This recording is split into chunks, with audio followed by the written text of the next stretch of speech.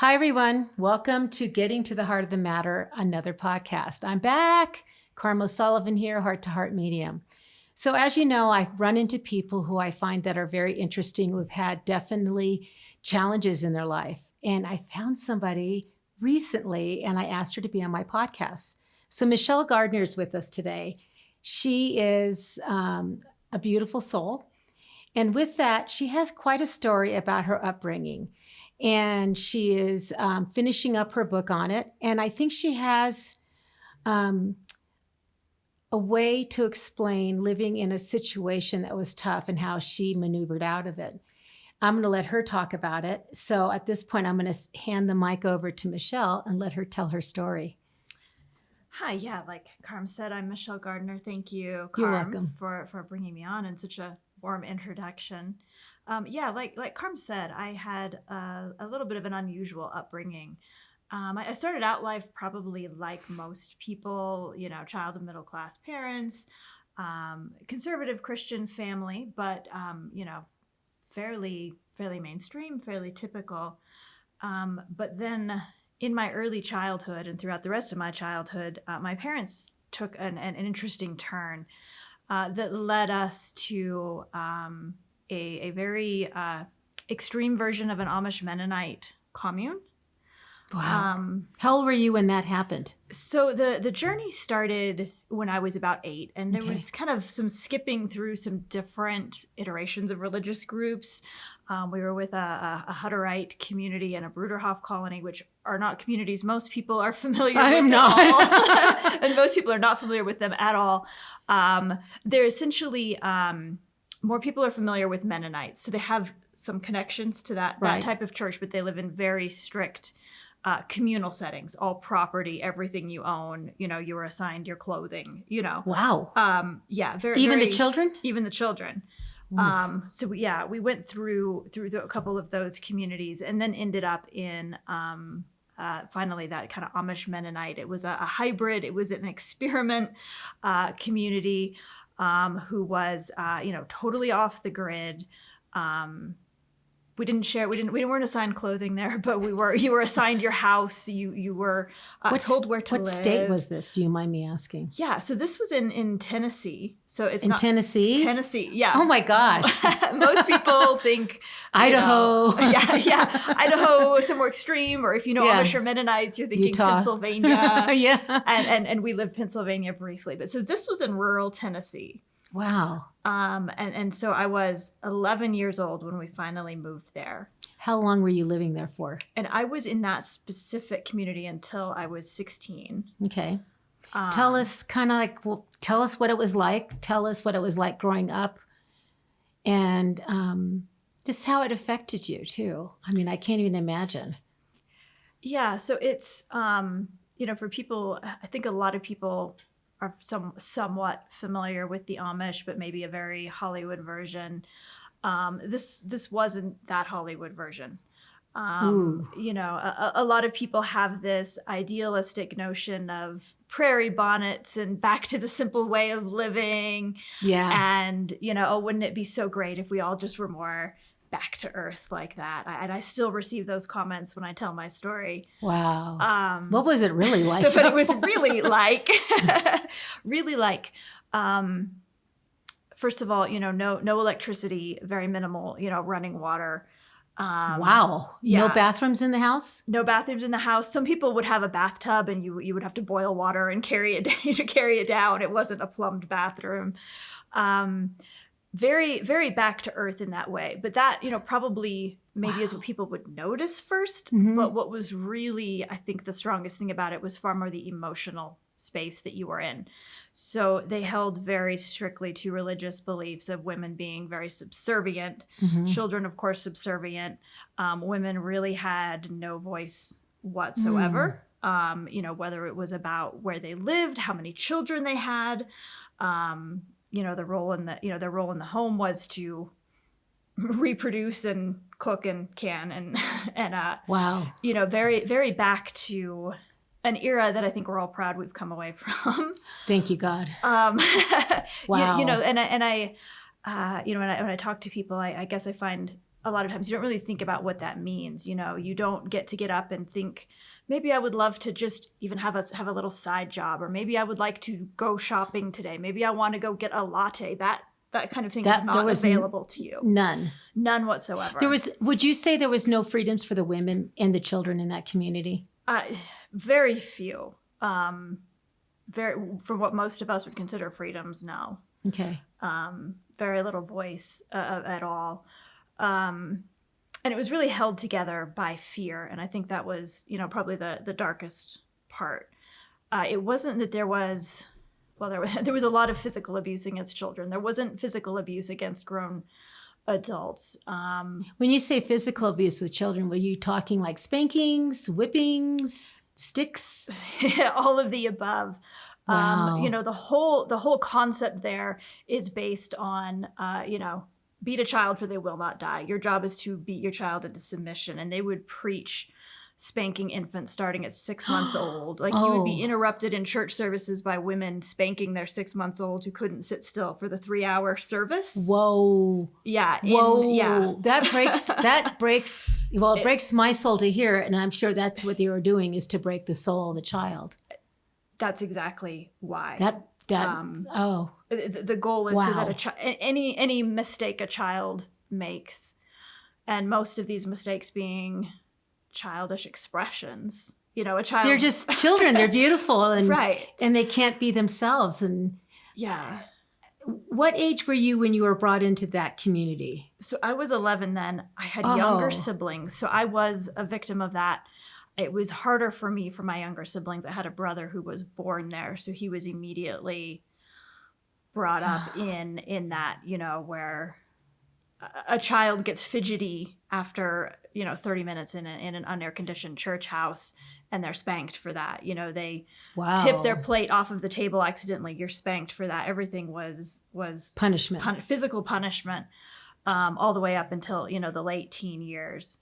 And I would like to say that was the worst, but to me, the psychological aspects of it were even more damaging. Wow. What did you find in the psychological side of it for you? For me, it's very much about your salvation, very much about the fear of hell, very much about, any mistake you make. And by mistake, I don't mean, what you might consider a normal teenage mistake, sneaking out at night, having a few drinks. Little rebellion. Right. No, I mean, if you didn't fasten your dress correctly, wow, you could be going to hell. You could get beatings depending on your age. You could have the entire ministry, that happened to me a lot, ministry show up at your front door telling you, you're going to hell because of a detail in clothing. For me, what got me in the most trouble, education. They refused education after the 8th grade. For women or for both men? Everybody. Men everybody? And women. Yes. Boys and girls? Boys and girls. Wow. And when I say the 8th grade, it is generous. To avoid state attention, they have you make sure you attend a classroom until you've gone through 8 years of school. The curriculum is far lacking what most of us would consider curriculum. Anything that would teach you how to think, anything about history that would teach you how to think. Independent thinking, science, anything that could make you question was left out. They published books on how to cut pages out of encyclopedias so a child couldn't accidentally find information that would let them think rationally. Wow. And that, I think it was their main method of control. It was true in my community. It's true in a lot of Amish and Mennonite communities as well. So it wasn't just this one community. Just this one community Extreme at community. All. No. But for me, I fortunately, like I said, I had started out in a more conventional setting. So I was aware of education. Wow. So at 8 years old, you started seeing the decline of slowly, it sounds like, right? Yeah. Would your parents they kept going into more extremes as they moved?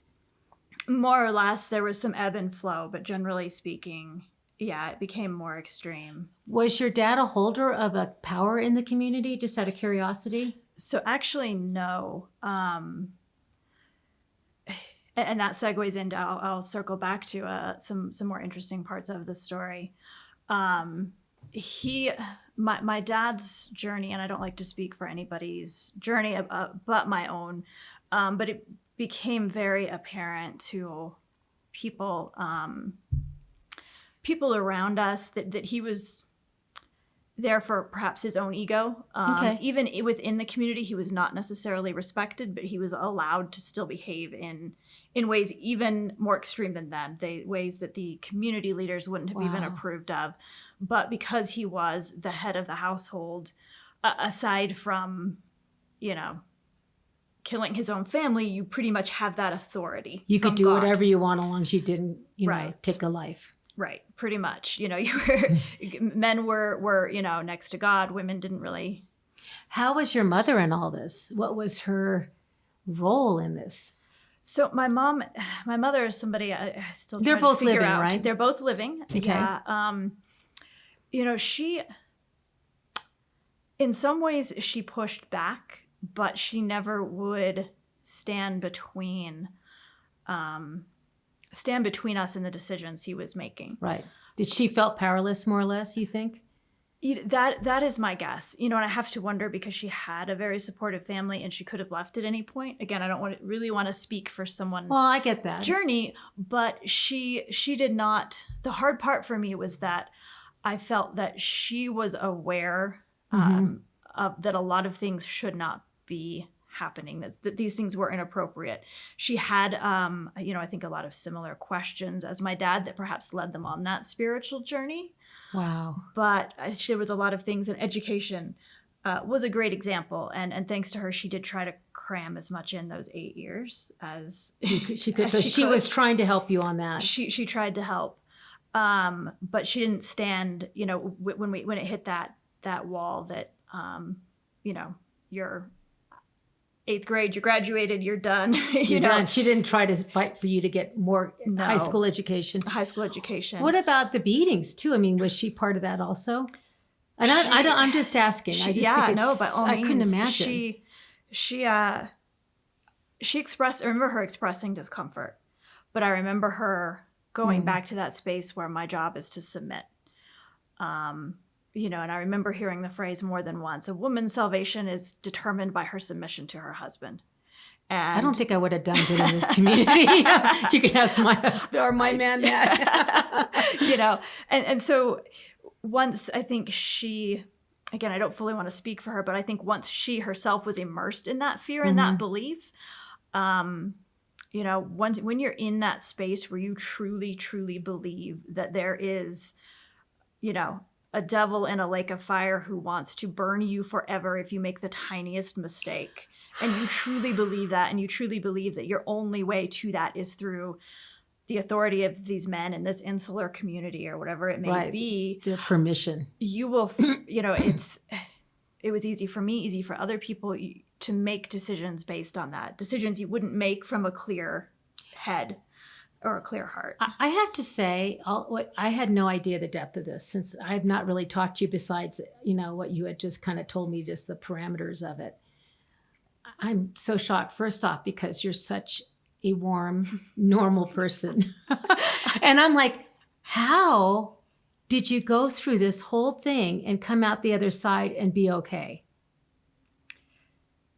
And that is a question.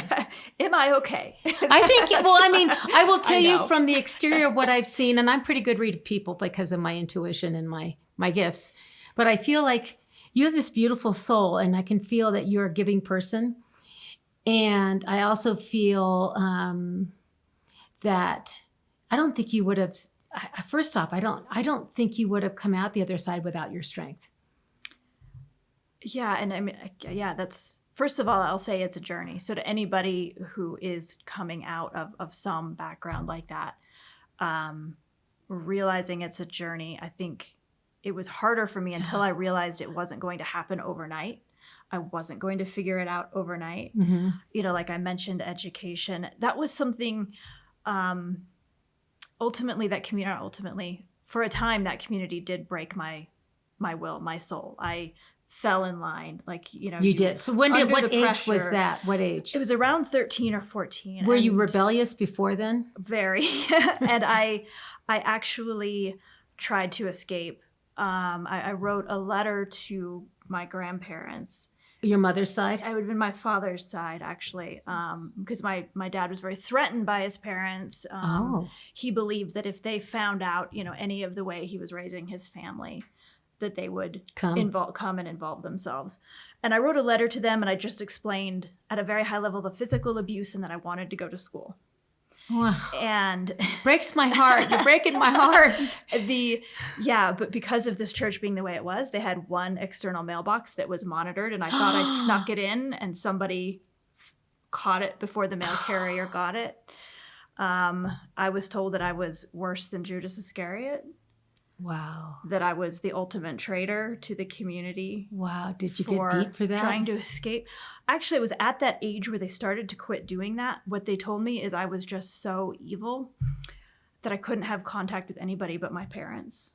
So I wasn't allowed to talk isolated. to my friends. I wasn't allowed to wow. interact with anybody. I mean, I was led to believe that I was just so poison that just me, walking to the, to a neighbor's house with a friend would pollute them. And that's finally really what broke me. I think at 13 or 14 years old, I can't remember the exact year, there's only so much mental pressure. Mm-hmm. And it becomes easier to just give in than to keep fighting. I get that. No, that's how they break that's how they break people. And then they end up like Patty Hearst ends up being, you know what I mean? It's a brainwashing. It is. It's a brainwashing. It absolutely is. It absolutely is. But it was the education thing. They didn't quite break that. So I kept that was your driving secret. force? I kept that little secret. So how did you educate yourself? How did you find ways to do it or? Yeah. So, and I'll fast forward in some quick steps here. A lot of the people who had come to this community had come from outside places like my parents had. Okay. And some normal of them had communities. Right. And some of them had kept some books, and I was able to find, whether they didn't, realize what was in the books, I managed to find any books that were still in the community that were still intact that I could, tape together an education out of. I had a couple massive World Book dictionaries, and I'm like, at least I can study vocabulary, and through vocabulary you can learn a lot about words the world. Words are so important. Yes. And I love large vocabulary, so I get it because I read a lot of books. I was always a bookie.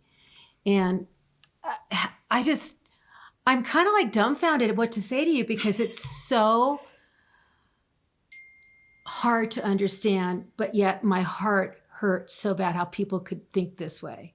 Yeah. And I think I'm naive is what I am. Yeah. I don't know if I'd call it naive. I think, these places are kept in the shadows for a reason. Well, yeah, I could see why, because they know if people found out, they would be forced to shift and to break up or to kind of toe the line, whatever that is. But so how did you, what age, first of all, did you finally leave the community? So my parents, and this goes back to what you're asking about my dad, the community essentially ultimately told my parents to leave. And I know a lot of people think these places trap you in, and they do. Interesting. And they do. Yeah. But my dad did not want to contribute in any substantial way. By the age of 14, I was the almost sole provider for my family. For money, you mean? Yeah. So what were you doing at 14 to bring in money? We had I hate to ask. We had a bakery at the community. That we would sell baked goods at farmers markets, and we had a little local market that the public would come to. And they thought they were doing the best by buying from the Mennonite community. They loved it. The little girls in the white bonnets that made them bread. I mean, they had this sweet romantic version of everything, and it was I'm telling my story, but. This was the story for all the girls, all the women in this community. In this one community. It wasn't not all the Mennonites, but just this one. In this one community, in the majority of the Amish Mennonites, there is a spectrum, of and that's its own podcast. But in those older Amish communities, most of those truths still hold. Mm-hmm. But long story short, my dad would not contribute, and one of the money wise or time, right? And one of their core values, which is a double-edged sword, is hard work. It taught me a lot, but it was also hard work to the point of abusive hard work. Right. My dad did not like work of any description. So that's partly why partially he was there, Yes. thinking he was going to be in a commune. He thought he'd be taken care of. And that's really That's the interesting. core of it. And he claimed to have an illness that no doctor has yet to diagnose. And that was sort of his pass in his mind for not being his a provider. Excuse. Yes. Did your mother also work? No, she didn't. Well, she felt that, and to her credit, there's a little irony in it, that since she was supposed to be a stay-at-home wife according to the religious views, then she was going to be a stay-at-home wife. Wow. Good for her. At least she stood up for that. So, and they had a lot of reservations about women earning money. How many children in all? So there's 4 of us. Okay. Ages at that time? And at that time, I was the oldest. So when we finally ended up leaving, I was 16. I had a sister who was 13 and then one who was 6 and my brother was 4. Okay. So we had a spread. Okay. But we left and we went to another commune of a very, very different flavor. It was a Eastern Orthodox commune. And I want to be very careful when I talk about this. The vast majority of the Eastern Orthodox community is not reflected in the way this commune was running. Ultimately, they ended up being, kind of relegated to a very fringe group of churches that the Eastern Orthodox Church as a whole didn't recognize. I have a lot of, respect for people of that faith and friends of that faith. So it's a totally different, right? It's anything this extreme. Is an extreme. Yeah. With my experience in the Amish Mennonite community, that was somewhat typical. My experience in the Eastern Orthodox community wasn't not typical, right? It was not typical of that faith. So your dad looked for extreme communities. He looked for extreme communities. Interesting. And the community I was with, I was a baptized church member there, which means that they have ultimate authority. The Amish Mennonite community, they have the ultimate authority even over your father. But they were conflicted about me submitting to my father as a female and me submitting to them as a church.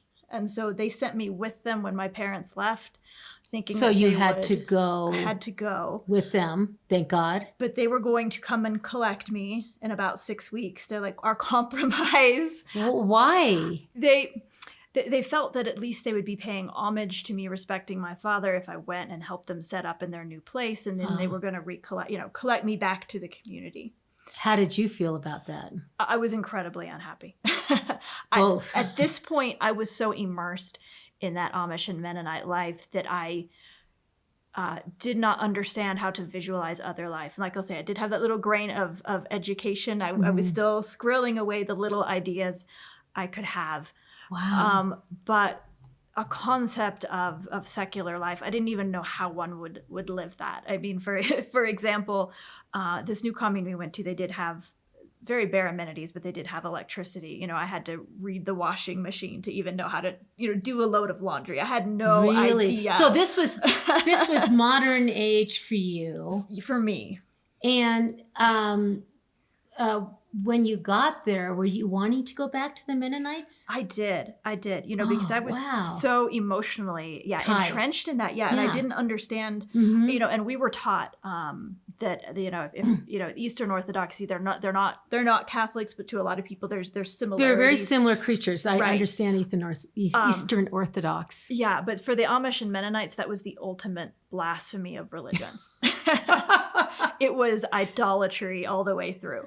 Ooh, so your dad kind of went, And I feel in a way it was kind of him giving the finger to this other community. Well, you wouldn't accept me, so I'm going to find the most extreme religion that gives you the biggest finger that I possibly can.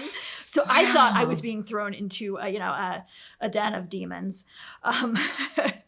So that's amazing. Yeah, and I went in, trying to Were hide. You scared and trying to keep small? Keep small. Very. Very adequate phrase. So you were 16 when you moved there. How long were you there? So that's where the story took a turn, and there's a lot of backstory, but along like 16, I can't wait to read her book. Like 16 I can't wait to read your book, honestly. Like 16-year-olds do. You meet boys. Yes, you meet boys. Rebellion. I had been raised in a community where you really weren't even allowed to talk to them. I mean, you could communicate a very functional statement. Is your mom at home? Yeah. You wouldn't, maybe in a large group, you could have some conversation, but I had never as much as like sat down across from a teenage boy and had a conversation in my life. Wow. What's interesting, and when you're raised with such strict boundaries, and you are so controlled and never even allowed to understand yourself or your own personal boundaries, you actually have none. Ooh, that's a statement. You have... Say that again. So, yeah, try to remember the way I say it, but essentially when your boundaries are so controlled, when every aspect of your behavior is so controlled and so monitored, right, and you are told exactly how to do and think right, and believe, that when suddenly those boundaries aren't there, you don't have any. You don't have any. You don't know what it's like. The world's turned upside down for you. Upside down. It's like, you're used to living your life leaning on a wall, and suddenly there is no wall. So what was that like? I got pregnant. Oh, wow. Well, hey, things happen. And so you were 16. 16. Okay. And so when you got pregnant, what happened after that? That's a crazy one. There's a whole, and there's, a whole lot to unpack there. It was a very bad and sexually violent relationship from the beginning, but I didn't understand what was happening to me. Because you were naive and... Yeah. I did not understand what all was happening. How old was the do you mind me asking how old the father was? He was 17. So he was young. He wasn't older. Okay. Right. He was not a lot older. He had been raised in his own a very abusive story of its own. Right. And we'll leave it there. But it's not an excuse for that behavior. But there, that's where he. He was raised in some extreme religious abuse. I was really raised with extreme religious abuse. You bring the two together, and you have people without boundaries, without understanding of themselves or their own sense of right and wrong. And really bad things can happen. So at 16, you have a baby at 17, is that right? Yeah. And so I had my daughter. that was your daughter? Yes. Who's with you today? Yes. And she's 24. Yes. So what happened then? I'm just, wow. Well, so the community I was Amish Mennonite community I was supposed to return to, right? They like the Amish and a lot of the Mennonites, they have this belief in what they call shunning. Okay. Essentially, you are told you're separated from God and you're not able to interact with anybody, until the church leaders have decided you have repented. Okay. Did you go back to them? I didn't, and there's an interesting story. Thank God of why. You didn't. And I'll tell the story very succinctly. A couple years before, one of my good friends had been raped by an older man in that community. She was shunned. Okay. Because she was a woman. There's no... It was all her fault, of course. And he was in trouble, but he left. She was made fun of. I don't know if that's the right word to say. She was mocked and humiliated in front of all of us. She was, in front of the entire community, just torn apart about how evil her acts were. And I, at that point, I had my parents who at that point despised me because I still believed in the community. I had the community that, of course, once they found out, shunned me. And they pulled up in, they drove a horse and buggy, but they'll hire a driver, and they pulled up in a big black van and walked out and said, in 2 hours, you have to decide whether you come back and go through our terrible shunning process, or you're here forever and we cut you off forever. Wow. And here you are, pregnant. I'm 16, pregnant, hormonal. And what happened then? I said, I can't go back. I mean, it was, I could not go through what she went through. Thank God you saw it. Yeah. Okay. So at that point, in my mind, I had no other option but to get married. I didn't know you people had would to get married to the gentleman? the gentleman. To his credit, his parents, did mention you don't necessarily have to. Like I was talking about earlier, when you're raised with so many rules, and raised in such an insular community, you don't have a concept of you can be a successful single mother. You don't have to be... So you didn't even think in that term. No. And I can understand that because you didn't... No concept. No concept. When people ask, well, at this point, this gentleman in your life was already sexually abusive, verbally abusive, even somewhat physically abusive. I even had a social worker ask me, why would you marry somebody like that? I'm 16 and I've been in a commune for a long, extreme commune. Oh my gosh. And people since have been like, well, you made that choice. And to me, when it comes to choices, judgment. Yeah, but it's judgment. And when it comes to choices, I only had bad choices. Right. When you only have bad choices, you can only make when you know better, choices. You do better, but you didn't know better. I didn't. And I didn't have, remember, I had not even gone to high school. So I didn't have... You're very intelligent too, by the way. And I'm just like, wow. Yeah, no. But so I did the only thing I thought I could. And I married my daughter's father. So how long was that? I mean, how long did that happen for? So that happened, we were together for about, I want to say 5.5 years. So it was a while. And we were primarily in his father's commune. But I do want to step back for a second and say, right after my parents found out I was pregnant, they packed up their stuff and left overnight. And they left you? And left me. At the new place? Yeah. Completely left me. So at this point, it's right before I get married, but my Amish Mennonite community, which is the only reality, a terrible reality, but the only reality I knew, had shunned me.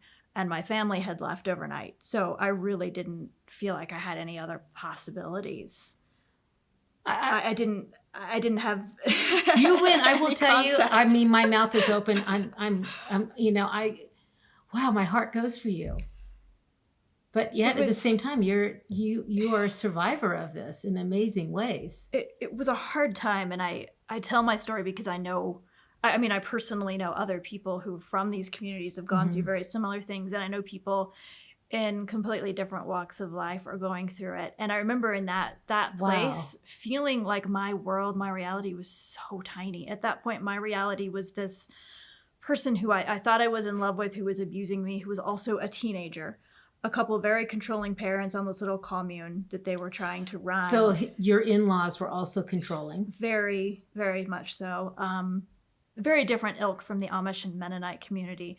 But my father-in-law was an Eastern Orthodox priest, which they can marry unlike Catholics, right? A lot of people were surprised. Russian Eastern Orthodox? Russian, right. Yeah. Been to a Russian Eastern Orthodox wedding. Very interesting. Oh, yeah. They're interesting, beautiful. Crowns and all. But, he still wielded that same sword of fear, of damnation, of salvation. I felt at first that, I suddenly had all these freedoms. They still dressed very conservatively, what you and I would consider very conservatively, long skirts, usually covered their heads, but I wasn't wearing an Amish uniform. To me, this was, a fashion runway. Got a long skirt. I felt so free. And then I realized that they just swapped them out for different rules. Right.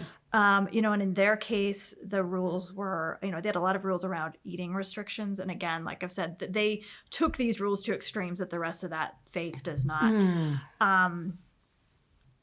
At this point, I was starting to study on my own. So there were a couple of things that were happening in tandem, and I think they helped each other. You had education at that point. You could educate yourself. I was starting to educate myself. I was reading.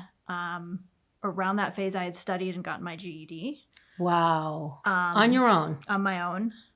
Somewhere, and I don't remember exactly which event happened first, but I had my son a year after my daughter. Okay, back to back. Really kind of where I started to break and started to put my foot down against the church rules is, first of all, like the Amish Mennonite community, no contraception. I realized quickly when you're married what that means. Right. Especially if you have 2 children now, no contraception. But I'm pregnant with my second, breastfeeding my daughter, and they were very, very high pressure with these rigid dietary restrictions. Really? Yeah, with these fasting sessions, they call them. So you could eat, but you could eat very, food without, no animal products, no protein. Very, very challenging to nourish yourself and your child. And I was pregnant and breastfeeding and trying to do this, and I wasn't gaining weight. My child was losing weight. I was being told that to supplement her, was they didn't say a sin, but it was a failure. They told me that stories of saints who as infants would refuse their mother's breast milk on the fasting days, and my infant daughter needed to suck it up. Right. Not to be tongue-in-cheek, but I mean... that if she wasn't getting... Spiritually, it was fine, even if she wasn't getting enough to eat, from breastfeeding. And that was when I really had my first snap, where I just kind of said,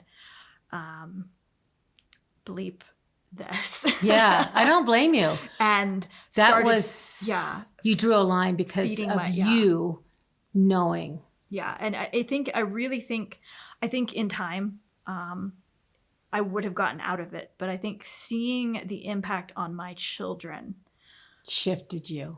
Yeah, I think there's a certain amount of pain and trauma you can deal with yourself, and then when you realize that you are perpetuating those same abuses onto other people. I don't want to say I was abusing my child, but not feeding your child adequately is... Well, and you knew it wasn't helping her. It was not helping her. And you weren't nourishing yourself, so you weren't helping the child in your womb. Right.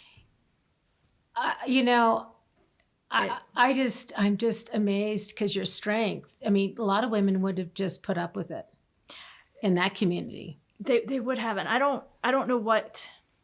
if there was something different in me, whether it was, God in a very broad sense, whether it was just my drive for education, so my thirst for knowledge. Mm-hmm. I did things like listening to, NPR. I would just listen to, oh my God, I love it. I was stuck home with the kids, or pregnant, and we didn't have television. That community still had pretty strict rules, but I could listen to NPR and just hearing stories about people living lives that were different from mine. It didn't have to be a specific subject, but that was incredibly helpful in helping me realize that my tiny world could get bigger. And I didn't really have any idea how, but for me, the mother instinct, it just kicked in, and I started to, it cracked it for me. It wasn't as though that day I said goodbye, but that was church, that was like you said, the crack or the drip of the faucet. That created your leaving this. Exactly. And at that point was the point where I realized that my religion could have something wrong. Wow. And then with that thought, what happened then? I mean, you have this newfound... And that's the crack, that breaks open everything. Did you become rebellious in that sense of, looking for ways out? It was a process, and it was a pattern. So, at first I thought, okay, well, maybe it's just this one thing, and I, need to kind of yield to the rest of religion. But that quickly started to dissolve. My father-in-law, who was the priest and in charge of that community, started to really question my path toward education. At that point, I had enrolled in college. And wow. I love it. He thought, he thought that was taking me away from my children. I was aware that my children's father was going down an incredibly destructive spiral, and that there was a very strong likelihood that I would be the only person who could care for my children. Mm-hmm. And it wasn't, at that point, there was not another big snapping moment necessarily. But I just stepped away over a period of a couple years where I realized that I had to start thinking for myself. I had to start Independence. And education helped because then I was in college. It wasn't easy though. I don't want to make it sound like it was. No, it doesn't sound. I mean, honestly, I can feel through- that it had to be a hell of an experience. I went through to extract yourself. Extreme depression. I found that there's judgment outside as well as inside. Oh, yeah. I'd grown up with a massive amount of judgment, and I had broken free, and then suddenly realized I'm just a teen mom statistic out here. Wow. I am, I'm white trash out here. I'm not. Where was out here? Where were you living then? This was also Tennessee, a different place, but rural Tennessee. And I'm like, I'm just one of these high school dropout, knocked up teen moms married to an abusive guy. I have gotten nowhere. Wow. So you're judging yourself at that point. Judging myself. I'm seeing people around me. I'm seeing no wonder comments. You're depressed too. No one to support you. And I got to a point where I'm like, there's no forward. I can never be anybody. I can never be anything. I feel like your education was you loving yourself. That was really the long piece of it, I guess, is I went through a phase, and it was in two parts. And at first, a few years later, I left my children's father, my husband. Thank God. Yeah. And it was a very frustrating situation. I had support from a few friends. My parents were not supportive. They wrote him a letter. We were fairly estranged because they'd walked out on me already. But See you later. We had been in contact somewhat. Wrote him a letter, saying that, well, you're our son-in-law no matter what she does to you, So I had I had a few friends outside the community. People I'd met, outside the community who I'd met through. I had a friend I'd met through a friend of a friend. A couple of people I'd met in college. Not a big circle, but just enough to know that I could go out and do something on my own. Were they your support system when you left? They were. There were some, very critical players in my life who made that possible for me. And again, it wasn't easy. And I did go through kind of that rebellious phase. You mentioned that. And there's a healthy aspect to it, I think, in a way of just letting yourself scream and be like, this community liked blue, so now I hate blue. I mean, just silly little things. But there's part of you that that's has to, normal. Right, that has to scream and has to push it away. Yeah. And I went through that phase, and I, tried to, explore what does religion mean to me? Am I an atheist? Do I hate God? Do I love God? Wow, I can understand all of that. It was, I was angry, I was depressed, I was happy, it was a whole field of emotions. And I think, again, for me, having kids made me realize I couldn't just go off and be crazy. And I think that anchored me. That gave you the roots to be better. Yeah. And I know a lot of people who leave that insular type of community often end up in really dark places. And I could have seen myself going there except for that. Those children kept you I couldn't here. reach to addiction or, some of these other things because they were there. How old were you when you left? So it was finally when I left everything behind, I was 21. No. 22, 23. 23. So you were with him from 16 more or less to 23. Yeah. And you left. Did you just find a place to live on your own with the kiddos? I had a friend that I moved in with. A very close friend, and she raised the kids with me. We were together for a long time. She felt you. She felt for you. She played an instrumental role there. And that's its own story for another. That's another one. That's another podcast. That's another podcast. But she was instrumental in that. And I ended up graduating from college. What was your degree in? So my degree, English, right? Where's that going to take you? No, it worked. Yeah, it worked. It did. I chose English. I actually wanted to go to law school. I wanted to become a advocate for women and children. I love that. I didn't. That's okay. I still love the idea. I realized, at this point, after having left my children's father, that truly I was the only person they could depend on.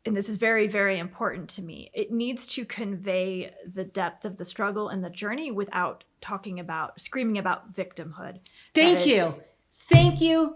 Thank you. Thank you. Because victimhood to me is one of the lowest energies you can be in, because you're not taking charge and you're allowing somebody else, you, to be the victim.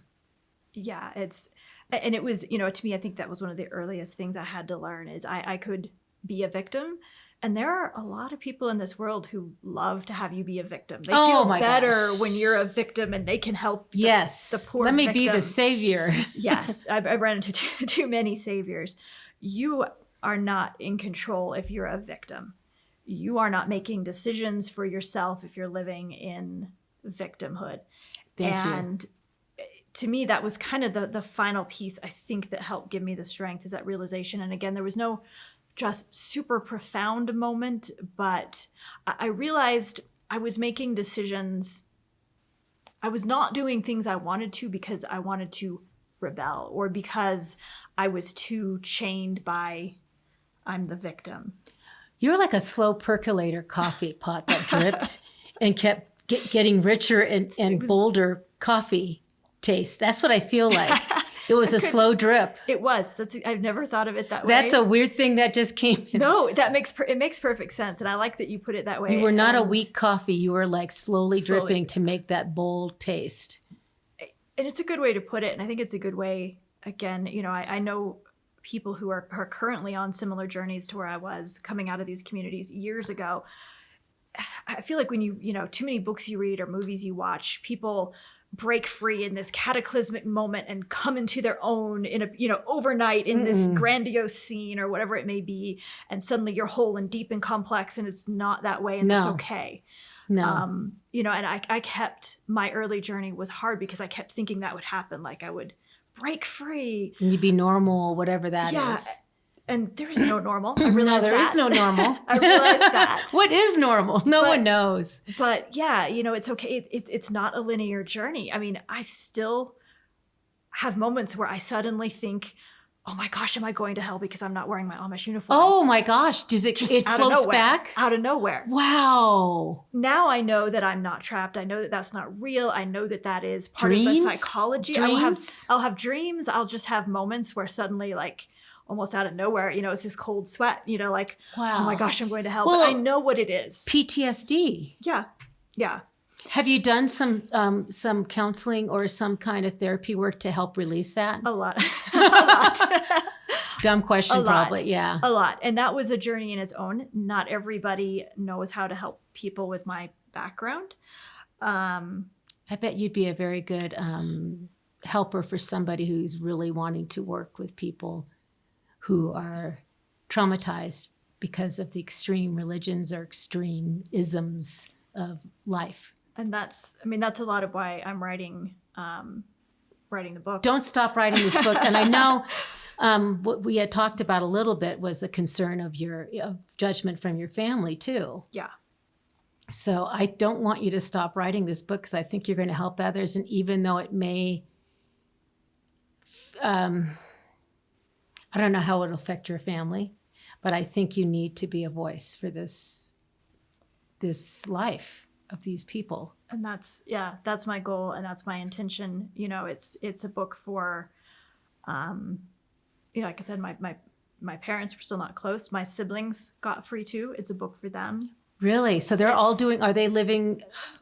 Two of them are, I'll say there's three of us that are close and living a life that's very free from this past now. And they're the youngest too. And so this book is also to tell them, some of where they came from and some of that backstory, but it's for them. And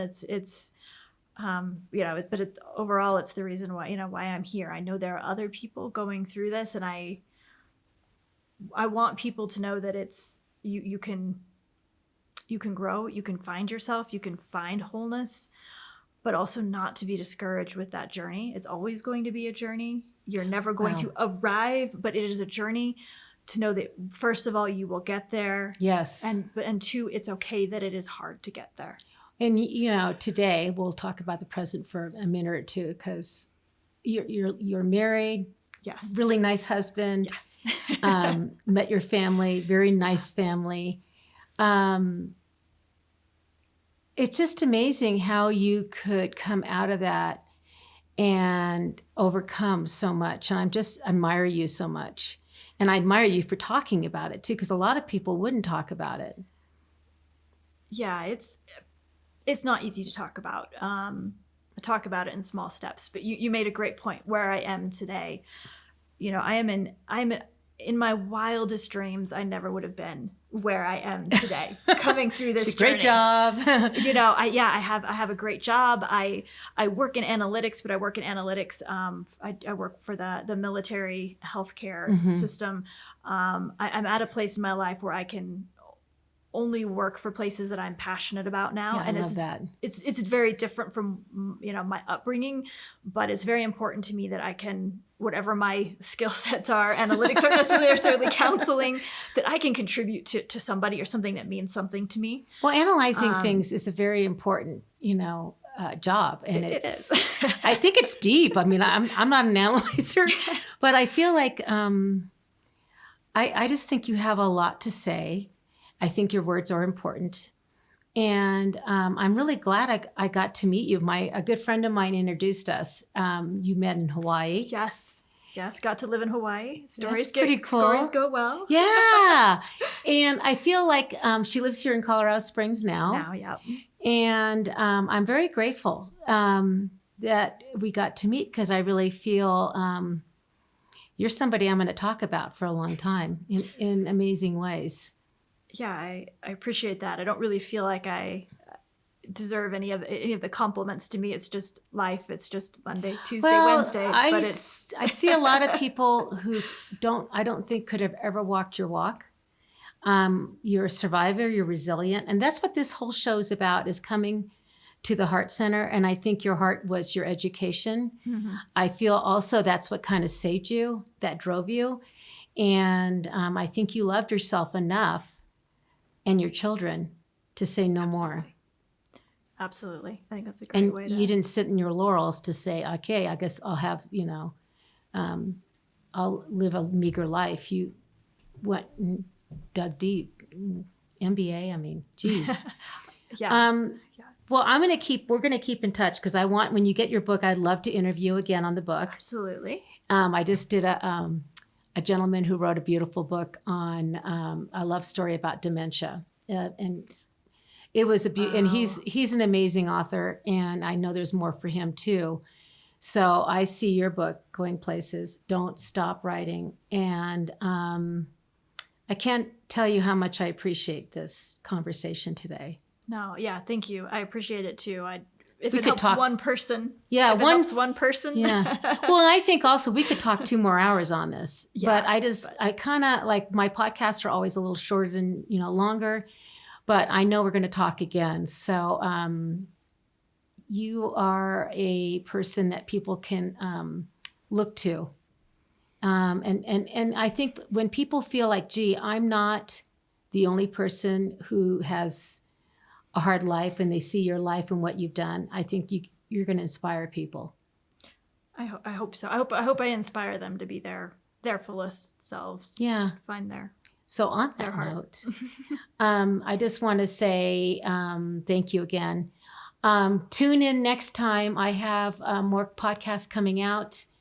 I have an intuitive training class coming up for the people who want to take intuitive training so you can live a better, more knowledgeable life, knowing your gifts. And go to my website. And my heart class I had to delay because of life stuff. And so we delayed it into February. So I'll be putting that out again. It'll be the last week in February. I think it's 21st, 22nd. I'm not sure exactly, but go to my website again. And I just want to say thank you. And I'm going to say peace out, karma out, and live your best life.